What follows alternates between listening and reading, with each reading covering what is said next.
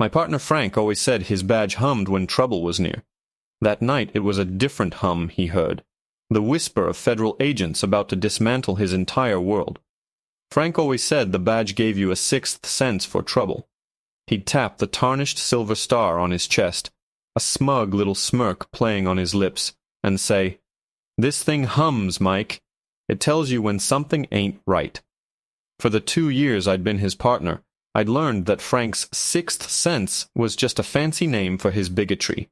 It didn't hum when a real crime was brewing. It hummed whenever he saw someone who didn't look like him in a neighborhood he considered his. That night the air was thick and sticky, the kind of late August heat that clings to your skin. We were rolling through the Oakwood district, a part of town that was slowly gentrifying. Old bungalows were getting fresh coats of paint, and new families were moving in. To me, it was progress. To Frank, it was an invasion. He'd grumble under his breath every time we passed a house with a sold sign, muttering about how the town was losing its character. I knew what character he meant. The call came over the radio just after midnight. A noise complaint. Loud music on a Tuesday.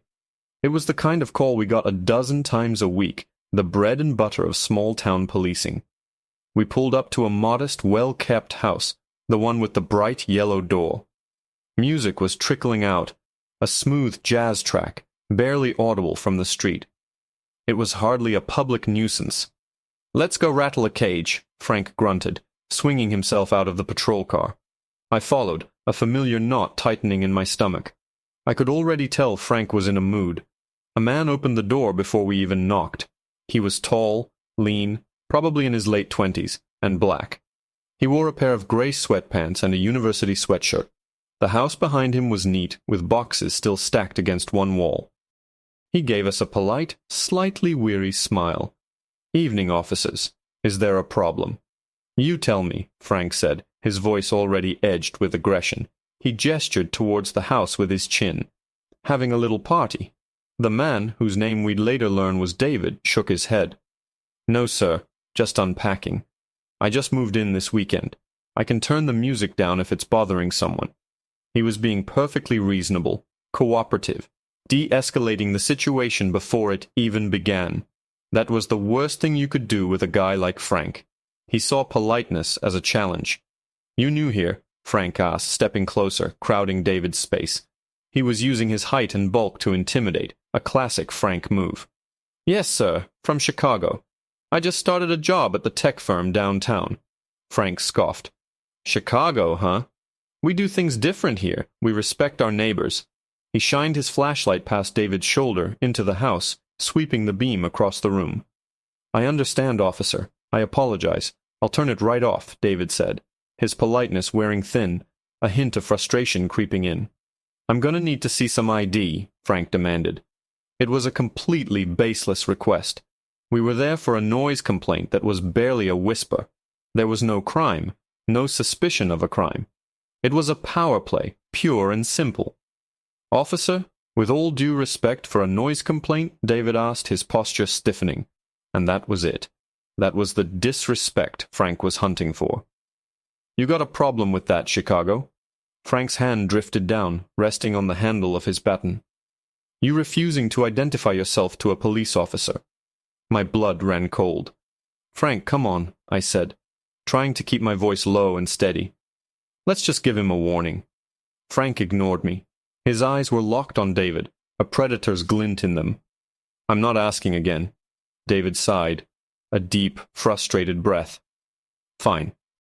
He turned to go back inside, presumably to get his wallet. But Frank's mind had already decided what was happening. "He's running," Frank yelled, though David had only taken a single step away from the door.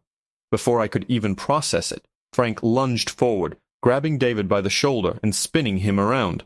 The baton was out in a flash. The first strike hit David across the ribs with a sickening thud. David cried out, stumbling backward, his hands flying up in a purely defensive gesture. "Stop resisting," Frank roared, swinging again. "I'm not resisting," David gasped, trying to shield his head as the baton came down on his arm. It was a blur of motion and sound.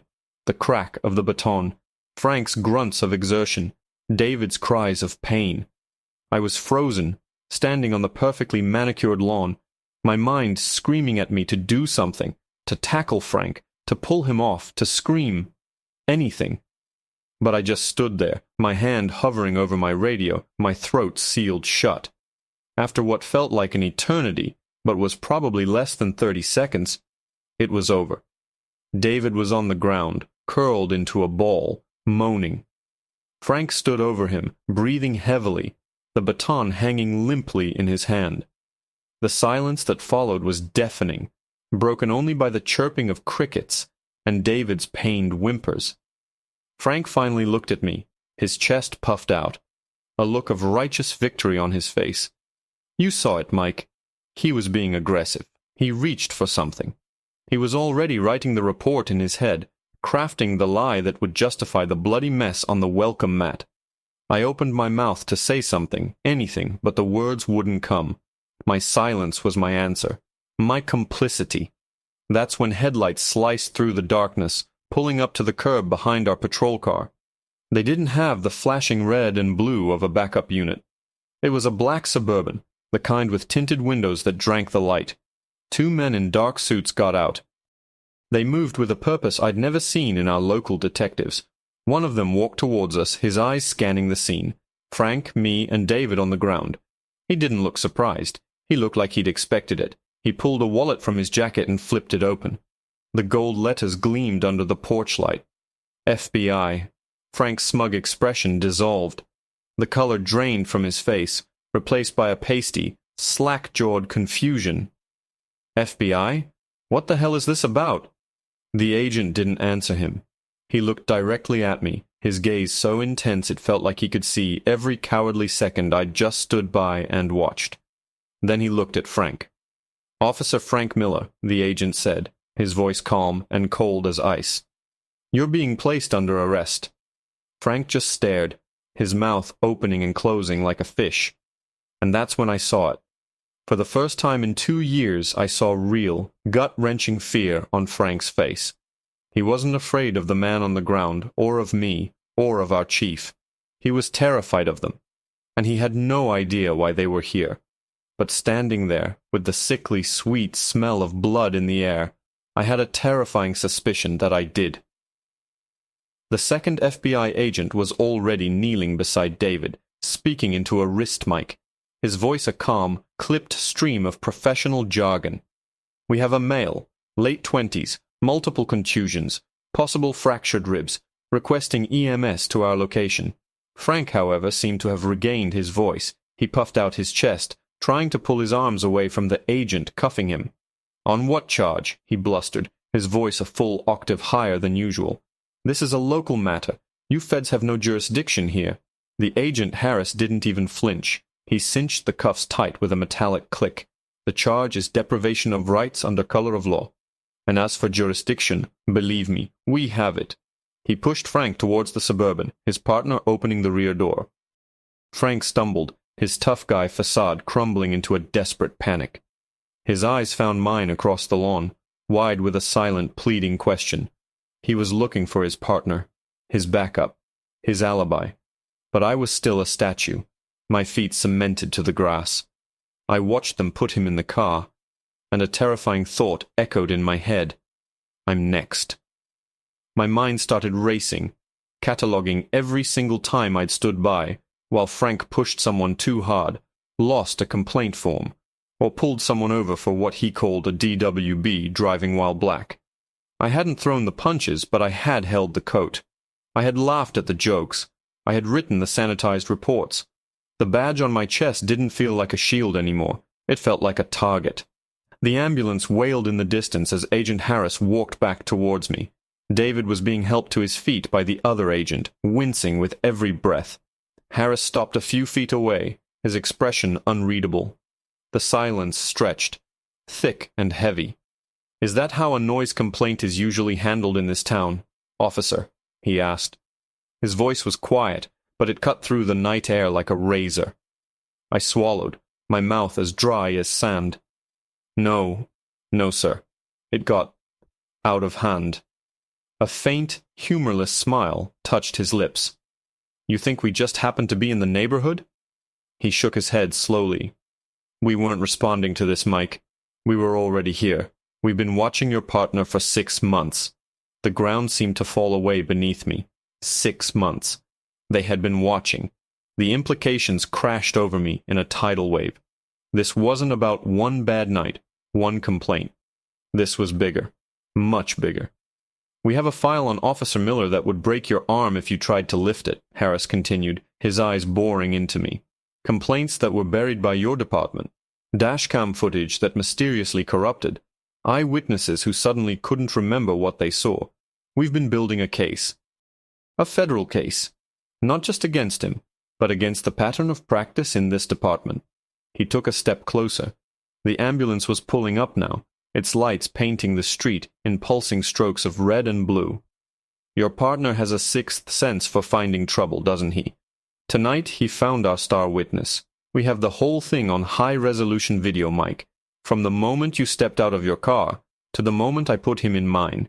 We have everything." My legs felt weak. Video. They had it all. Every swing of the baton. Every second I stood there and let it happen.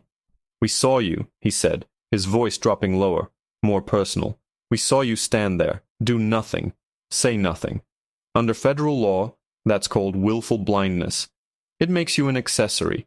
Your silence makes you just as guilty as his violence." This was it. My career. My freedom. It was all evaporating right here on this manicured lawn. I braced myself for the cold touch of handcuffs, but he didn't move to arrest me. He just watched me, his face a mask of cold calculation. "But," he said, drawing the word out, "you're not frank. We've listened to your radio traffic. We've read your reports. You're lazy, you're a coward, but you're not a sadist like he is, which means you might be smart enough to save yourself." A sliver of hope, treacherous and terrifying, pierced through my panic. "What do you want?" I whispered. "We want you to testify," he said plainly. "We want you to tell a grand jury everything you saw tonight, and everything you've seen for the last 2 years. We want you to wear a wire. We want you to help us burn this whole rotten system to the ground. Wear a wire. Testify against my own department." It was a death sentence. They would call me a rat, a traitor. My life in this town would be over. But the alternative was a federal prison cell. I don't know," I stammered, my mind a whirlwind of fear and indecision. Harris reached into his jacket, but instead of cuffs, he pulled out a small, black audio player. He pressed a button. A familiar sound filled the air, the crackle of our patrol car's interior mic. Then I heard Frank's voice, sneering and ugly. "Another one of 'em moved into the old Henderson place. Place is gonna look like the damn projects in a year," Frank's recorded voice said. Then a second voice joined in. It was a voice I knew better than my own. It was my voice, and it was laughing, a quiet, agreeable chuckle. "Well," my recorded self said, "at least it'll keep property taxes down, right?" Harris stopped the recording. The sound of my own casual, complicit racism hung in the air between us, more damning than any video of me standing still. "You're not just a bystander, Mike," Harris said, his voice dropping to a near whisper. "You're part of the club. The only difference is we're giving you one chance, and one chance only, to resign your membership. So, you can help us, or you can sit next to Frank in the defendant's chair. You need to make that choice right now." The weight of my own recorded voice crushed the air from my lungs. It was a single, stupid, cowardly joke, but it laid my soul bare. It was the sound of my complicity, the sound of the club I'd been a member of for 2 years. Agent Harris didn't need to say another word. My choice was already made, not out of any newfound bravery, but out of pure, unadulterated self-preservation. "Okay," I croaked, the word tasting like ash. "I'll do it." The next week was a master class in psychological torture. I was fitted with a wire that felt like a block of ice strapped to my chest, a constant cold reminder of my betrayal. My cover story was simple. Frank was being railroaded by overzealous feds, and I was being squeezed as a witness. It wasn't far from what the other officers already suspected. They clapped me on the back, told me to stay strong, and called Frank a political prisoner. They saw me as one of their own, a brother under fire, and with every sympathetic nod and encouraging word, the wire under my shirt seemed to burn a little hotter. The target wasn't just Frank. Harris had been clear about that. It was the man who had enabled him for years, Chief Williams. He was a good old boy politician in a uniform, a man who believed the only bad cop was one who got caught. My opportunity came on a Thursday. I accidentally ran into him by the coffee machine, my hand trembling as I poured a cup.